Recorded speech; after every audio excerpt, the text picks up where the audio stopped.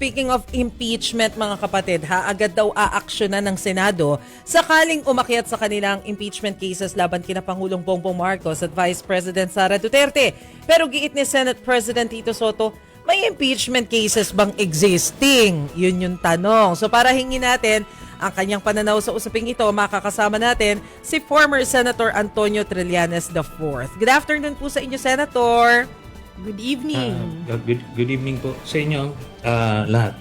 Opo, sir, simulan ko na po doon sa paghingi ng inyong opinion tungkol po dito sa sinasabing impeachment case, pero both doon sa highest leaders natin of the land, both kay PBBM at kay VP Sara Duterte, plano daw sampahan ng impeachment. Your thoughts on this, sir? Meron po tayong nababalitaan na ganyan, in relation dun sa impeachment case daw na ipa-file kay President Marcos. So, wala akong personal information about it. Ang meron akong personal information ay yung impeachment case laban kay VP Sara na ipa-file sa February 6. Kasi ito lang yung araw na matatapos yung one year prohibition sa filing ng impeachment. So, yun. Opo. So ano pa po yung alam ninyo tungkol po dito sa impeachment ni VP Sara? Baka pwede niyong i-share sa amin, sir. Handa na ba yung papel? Oo, ready na ba? Ano yung grounds for impeachment? At sino yung mga magfa-file? Ang aking impormasyon, ang magpa-file nito ay mga members ng civil society, ng simbahan, basically the same sectors na nag-file last year laban kay Sara na naudlot nga at kailangan nating maatuloy ito para makita ng mga kababayan natin kung ano ba talaga ang katotohanan dito sa mga aligasyon na to. Ako po, alam ko yung sagot dyan kasi karamihan ng mga contents o nilalaman ng impeachment case ay kasama dun sa aking mga aligasyon nung una pa. Tapos, ang isang na alam ko rito ay bukod dun sa impeachment allegations na kasama doon sa last year, ang madadagdag dito ay yung mga aligasyon ni Mr. Madriaga para malaman din kung totoo ba ito o hindi. Sorry sir, what particular allegations po ni Madriaga? Yung mga nagbibigay sa kanila ng daang-daang milyon o bilyon na pera at yun nga, yung iba konektado ito doon sa illegal na droga na file ko naman na ito. Laban kay Pulong Duterte, kay Manscarpio at iba pa. Si Manscarpio, para lang sa kaalaman ng mga babae natin, ay asawa ni VP Sara. So itong mga perang natanggap nila at pumasok sa kanilang mga bangko ay makikita natin once nagsimula itong impeachment case na ito. Pero sir, isa lang po ba itong impeachment case na nabalitaan nyo? Nung nakaraan kasi sunod-sunod Doon sa nalalaman ko, syempre, isa lang po yun. Ngayon, hindi naman ako privy doon sa magfa-file na ibang grupo.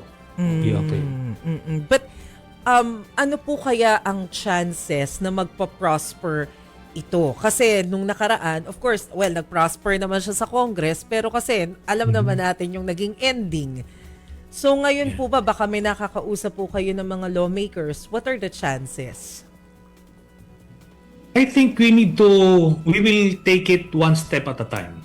Tingnan muna natin, unang-una, kailangan ito ma-file, kailangan ma-refer sa Justice Committee, at ang gagamitin na nating rules na impeachment ay yung bagong ipinasa ng Supreme Court na kailangan mag-conduct ng investigation sa House of Representatives.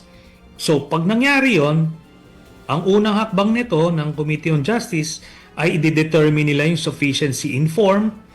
Then pag nakapasa doon, di-determine yung sufficiency in substance. Pag nakapasa doon, magkakandak sila ng investigation doon pa lang sa Justice Committee. Pero part na to ng impeachment process.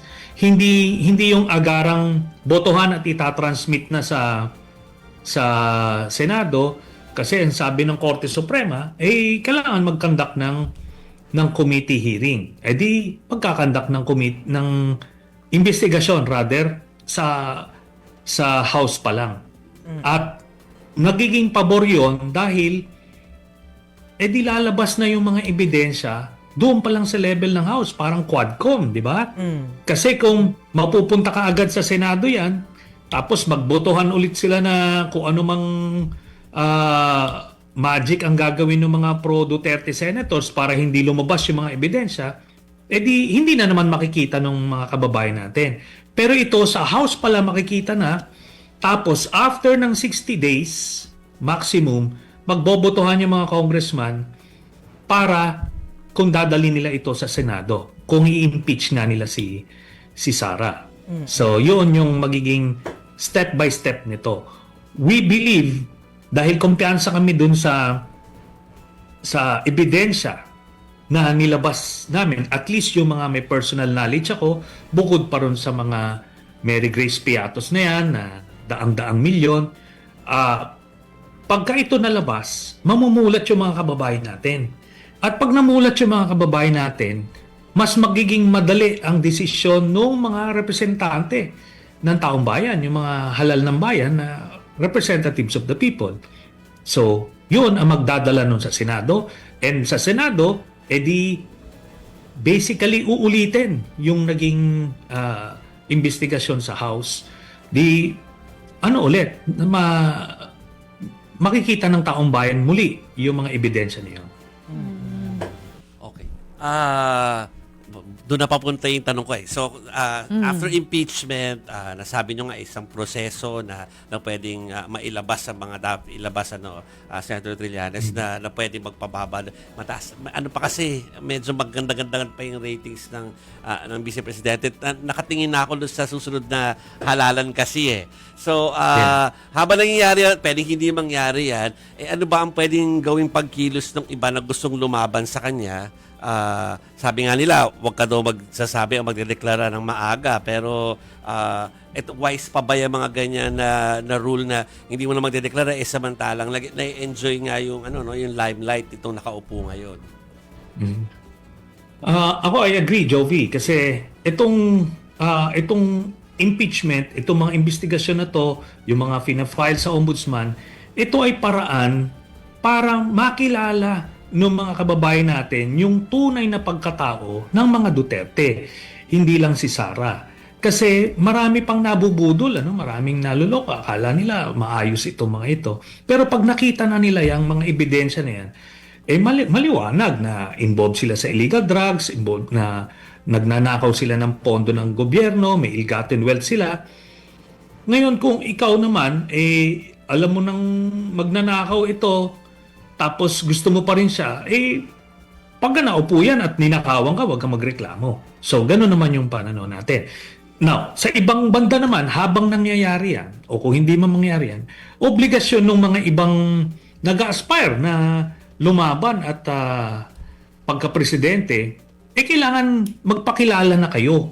Kasi hindi ito, lumipas na yung nung panahon, di ba, nung 2022, yung pa-cute politics na ayokong kandidato, i-delay na lang. Yan, nagpapasuyo ka. Di ba natalo na nga Natalo na nga kami noong 2022 kasi nagpasuyo yung kandidato, si VP Lenny. Tapos ngayon, ganun ulit gagawin natin. Ano naman yon? Kumbaga, naghahanap naman tayo ng sakit ng katawan, ika nga, kung ganun pa rin ang gagawin natin. Sa hanayin nyo ba, meron nang dapat pumaporma by this time? O pumaporma na, hindi lang natin na-cover? Ang dun sa hanay ng mga middle forces na tinatawag ko, meron selection committee nagaganap sa kasalukuyan at eventually merong may mga criteria sa pagpili at pag natapos yung proseso na yan, itutulak nila yung preferred candidate from the middle forces. Ngayon, doon naman sa administration side, ang nababalitaan natin, ang mga nag-aspire tumakbo for president, ay si General Nick Torre at itong si Secretary John B. Cremulya. So, yan naman ay sila naman ang bahala kung paano nila ipopromote sarili nila. Pero ako po, personally, ang tinutulak ko ay magsanib puwersa ito.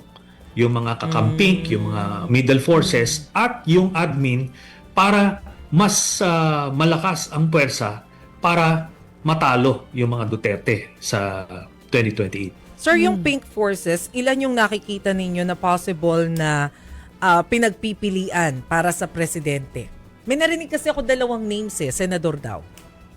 Yes. Ang ngayon po, ang kinukonsidera na lang ay si Senator Risa Ontiveros tsaka si Senator Bam Aquino. Si Senator Kiko tsaka si Mayor Lenny nag-beg off na sila. Nag-beg off sila. Kaya ito na lang ang dalawa ang nasasubject sa ano. Ngayon maraming nagsasabi na ano yan, na parang hindi sila gaanong matunog o kung ano man. Kung aalalahanin natin, si Duterte mismo nung 2014, around this time, 2 years before the elections, ay hindi pa rin kumbaga Design. matunog yung pangalan niya. Tumunog lang yung pangalan niya nung December na nung nag-substitute.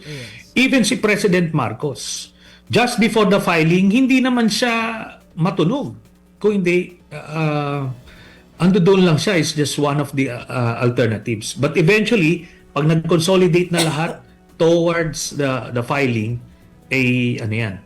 Pero kailangan yung initial legwork nila, policy research, yung personal preparation nila, nagsisimula na.